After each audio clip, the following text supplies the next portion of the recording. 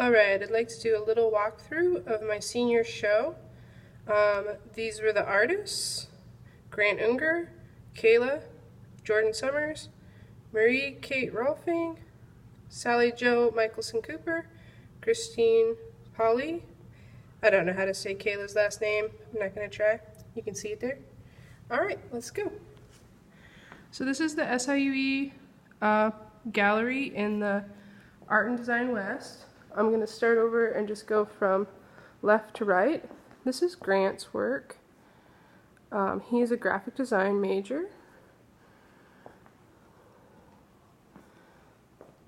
Not going to read through this, but if you want to, you can freeze frame it.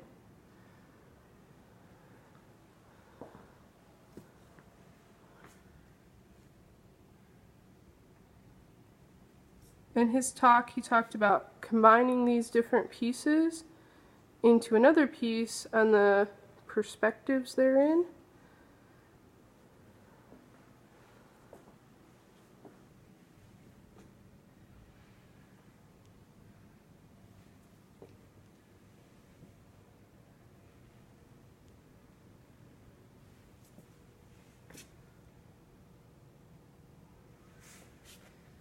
And these works are composites made of the other work. I won't tilt the frame or else it'll get crazy.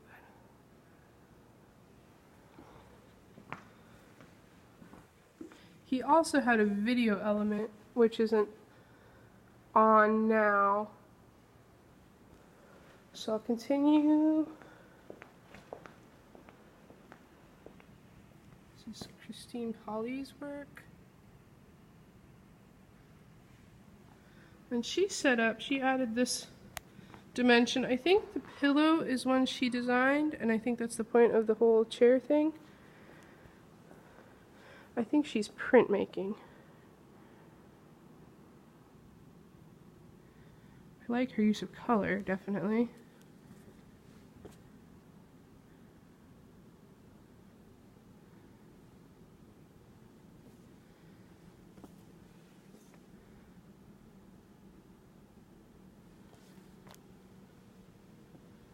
Really excellent framing job.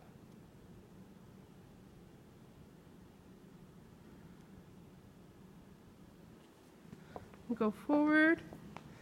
This is Jordan Summers' work. He had portions of his paintings put onto book covers because he's also graphic design. Those are his.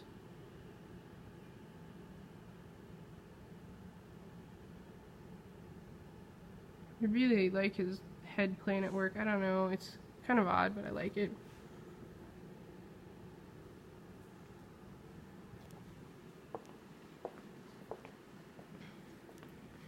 Here's his artist statement, if you want to pause and read it. And the paintings that I got a backup for. These are kind of fantastic. Those are communications towers, like cell phones towers. And you can see the detail on it is spectacular. Here's a scale reference. It's like crazy detailed.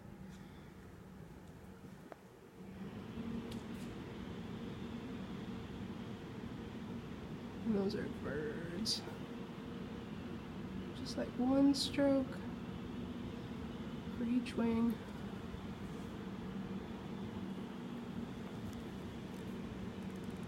And these are all individuals I guess he knows in person.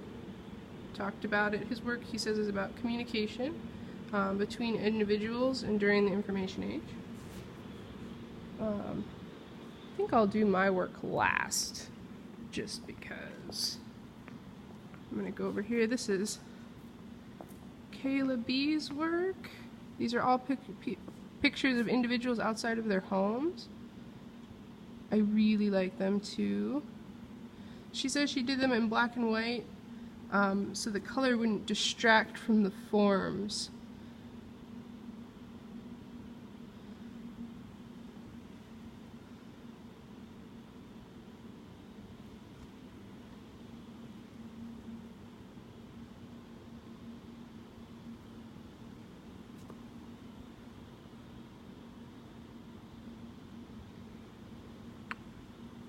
This guy's one of my favorites. He's so clean cut. It's adorable. I don't know if he would like being called adorable.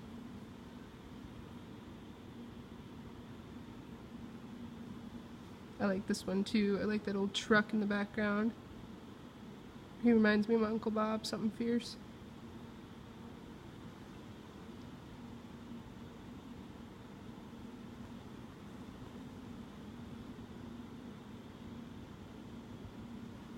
Here's her artist statement.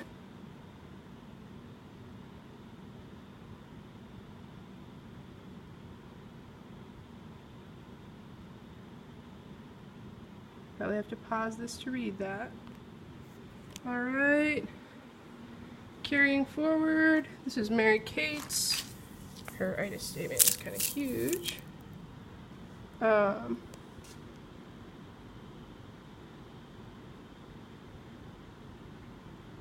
Definitely gonna have to pause this one if you want to read it all.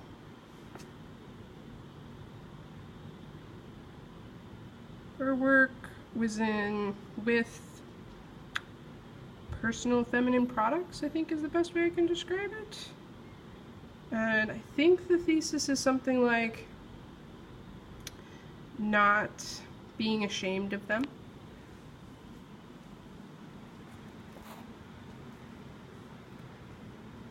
Can't say that they're my thing, but they exist, and so it would be unfair to not follow through with this. These are prints. This is actually her.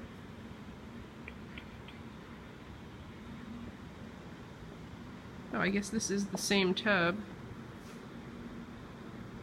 Probably the most interesting piece.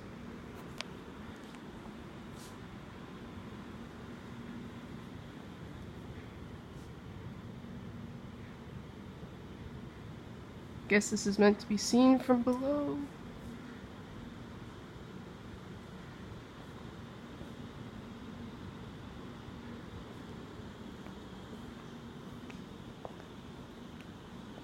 And yep, those are exactly what you think they are. I don't believe those are actually used though. I think those are artificially simulated use.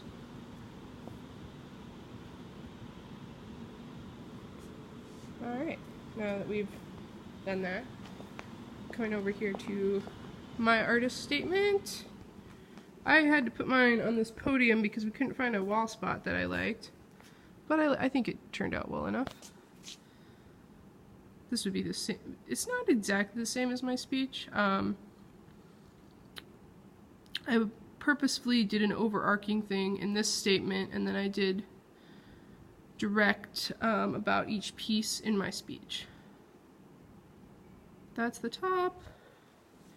And then I did a small portion about the processes.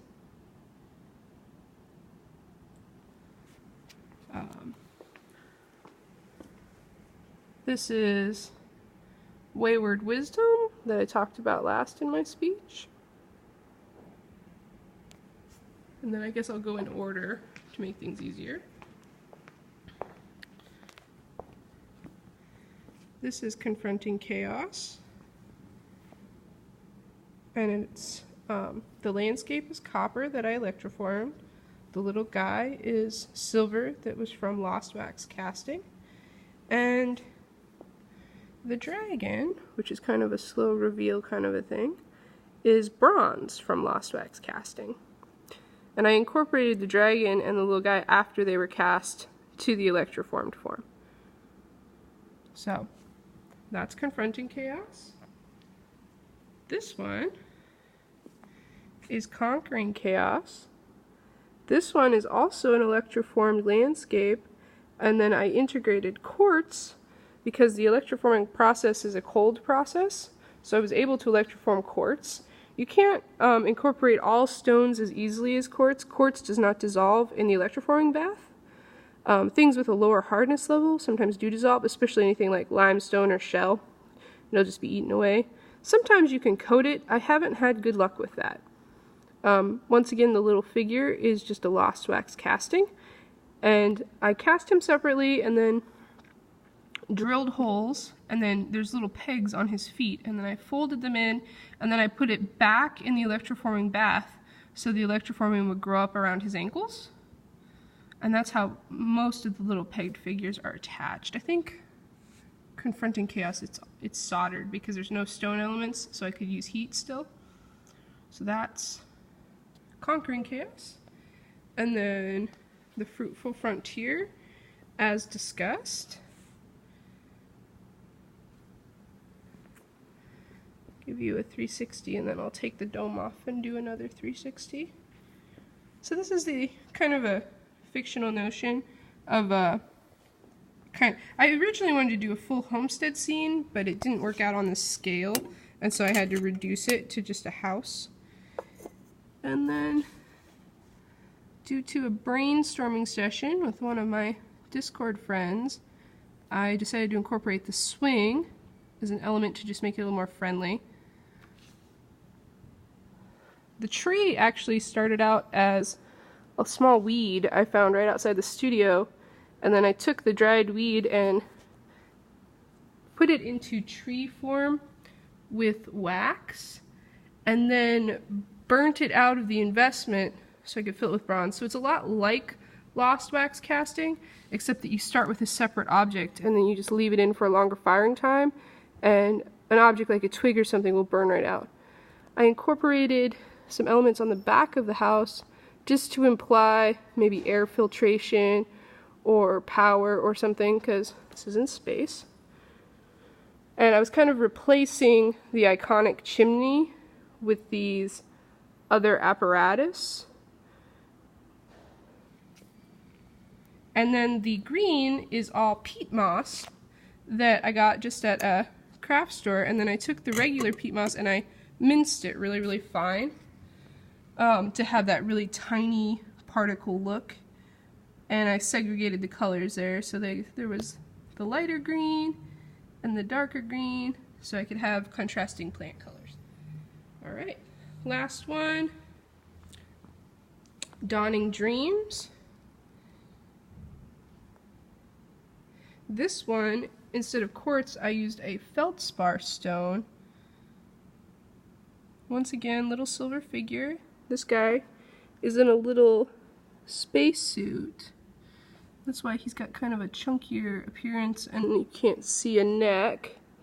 You can see the little tube and the little pack.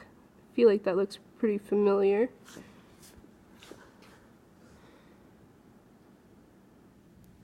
You can really see the feldspar from this side.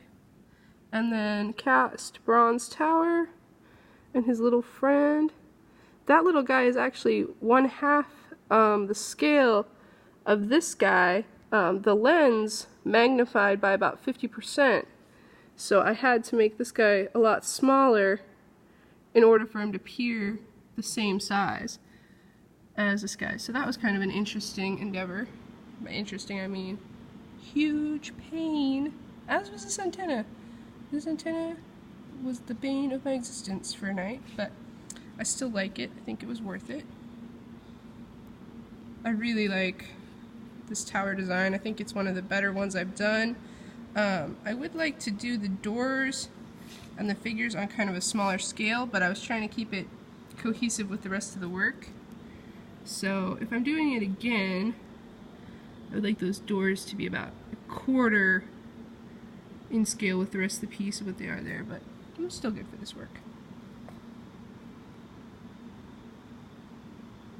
Alright, so that was my BFA show, kind of quiet without anybody in here. I've got the other video of my speech, and thanks for watching.